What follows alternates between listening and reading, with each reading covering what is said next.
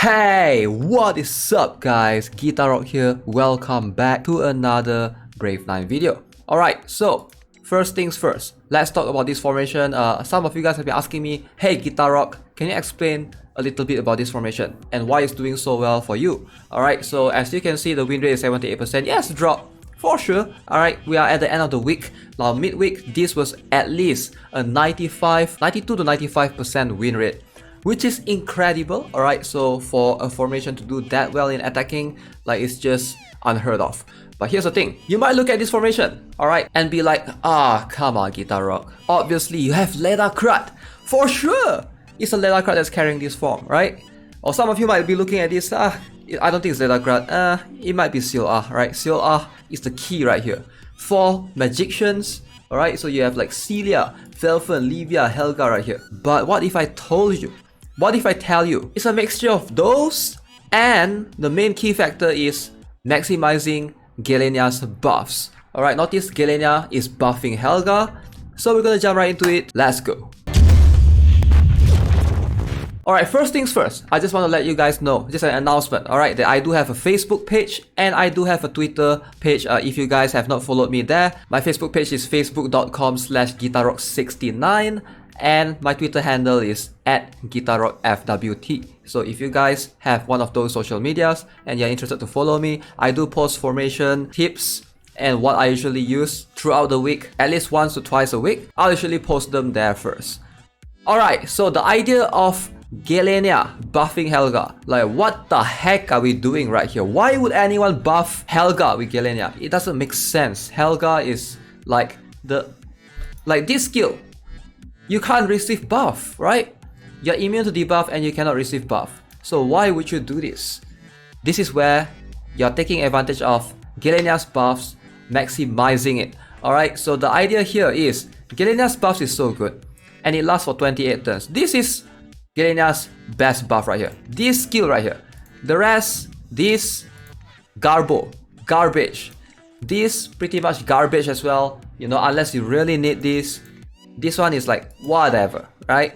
Like, you can argue how much you want.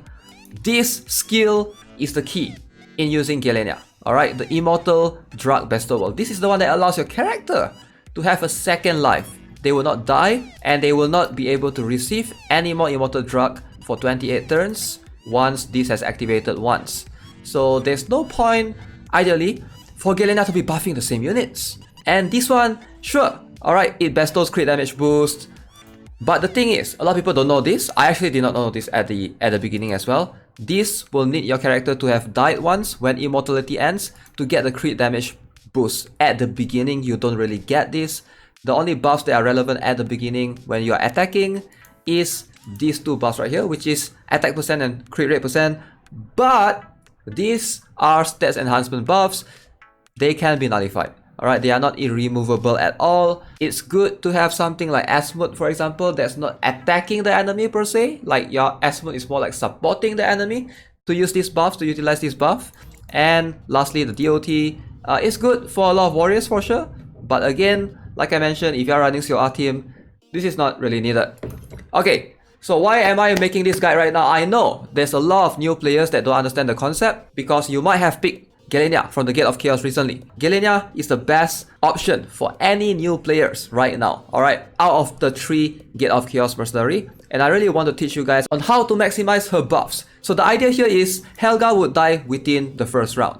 Alright, so Helga is in the center, so therefore Galania is actually giving the buff, her buff, to Kaelin, to Leathercrad, and to Gran as well. So once Helga dies, notice 1 to 2, once Helga dies, what happens? Boom. So my next one, which is the 3 just now, is now Celia. So Galania would buff Celia afterwards, and if Celia dies somehow, which can happen, Galania would be buffing Velfen and Livia. So this is how you maximize the buffs. The idea is you want Helga to die, and Helga will die, which is why you place her surrounding all these taunters, right? You have like Gran, you have like Leathercrad, you have like Kaelin, hoping that Helga would die within the first round. So let's run a couple of battles and I can explain to you guys the entire objective of what we're trying to approach right here. Okay, so let's have a look at how this formation works out. Looks like we're fighting a Venaka form. I see a Slate on the enemy side. Okay, Orochi at the beginning. Alright, look. Galania buffing Helga. And then we're going to start off, let the spell cards go in, whatever. We're going to start off with Ledakrat first. Ledakrat is going to taunt right after this. Boom. We get rid of enemies Galania. And then now it's my turn. Okay, so look. Since I have taunt or whatever, Asmode hits Kaelin, right? So therefore, Helga, which was next to the Kaelin, dies. So now round 2, Helga, my Galania is going to buff. In that case, Celia right there, right? So that's the whole objective, that's the whole point. Boom. So we go in and destroy the enemy. Boom. Alright, so you get your Galania to buff 2 different areas. Like at the first part of the battle, we are buffing the midpoint. Alright, and then afterwards when Helga dies, Galenia's buff would then enter into like the bottom part of the formation, which is Celia. Again, this is a very useful skill, and the question is, do you build Helga just for this? Just for you to be able to take advantage of this? If you are new and you don't have Helga, I would say you could run this method, but you don't have to invest much in your Helga. Helga, like a plus 10 is fine. You don't have to like plus 15 your Helga to make her work with this strat. But it's a strat that I've been using a lot. Not only in Arena. I've been doing this in my World Arena. I've been doing this in my like Underground Arena. And in Guild Wars as well. This is a strat that I think not enough players utilize. And I feel like it's really, really awesome because you get to maximize Galenia's potential. Now, I feel like if you don't maximize her true strength through this method, it's a bit of a waste, but that's just my opinion. And I want the new players to especially notice this, take advantage of this, and look at that, my Livia is destroying, oh shoot. But since I'm attacking, my Livia is going to destroy enemies Livia first. Let's go, more points. Alright, so hopefully you guys understood the concept here. Alright, so if in the future, you have something like a magician or warrior, something that's squishy enough to die within 1 hit, like I feel like this could work. Even if you don't have Helga, if you have something like Chalkel, for example. Chalkel, or if you have like any other magician that's like super squishy, like Qwick perhaps, like those might be able to come back into meta and apply right here if they ever get a plus 15 variant. But for now, Helga is just invaluable, alright? She's just way better suited for this kind of strategy to be able to maximize the buff and stuff. And look, since my Galania, she herself have her own buff, right? Therefore, she did not die to Alec right there. Therefore, she will always try to survive till round 2 to be able to buff Celia right there.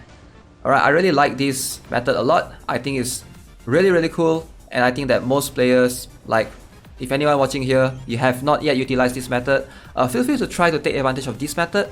Alright, and I know that not many people have Galania or Helga in their arena team. But if you do, try to take advantage of this method because I think it's a really strong and powerful one. Something that have been carrying me through battles. Look at this. Look at, there's no way this enemy is winning right here. Because we still have Syl'a, we still have, sorry, not Syl'a, we still have Livia, we still have Celia, and I still have Galania's buff on everyone. Look at Galania's buff. Because of that, my Livia survived right there. Right? Do you see the power of this strat? Because of that Galania buffing my Velfen and Livia afterwards, I survived the Ledakrat hit, or else my Livia and Velfen would have get destroyed, crushed by that enemy's Ledakrat right there, right? Because at that point, everyone else on my team has been, is gone, they are dead. Okay, so this looks to me to be an enemy that's running a similar concept. And in fact, the enemy is running a much more aggressive concept of this form, right? The Galania is right there. And I think Syl'a will be the next target after the Helga. Yes. So this is even crazier, what the enemy is doing right here. Like after the Galania dies. Oh sorry, after the Helga dies on the enemy, you get to buff your 4 other mages.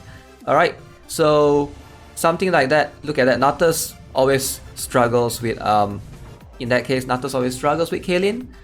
But yeah, since I'm moving Sirs and I have the Chasing Falcon level 3, which is why Chasing Falcon level 3 is very valuable. To be frank with you guys, I think Chasing Falcon is probably the best spell card for any new players to upgrade right now in 2021.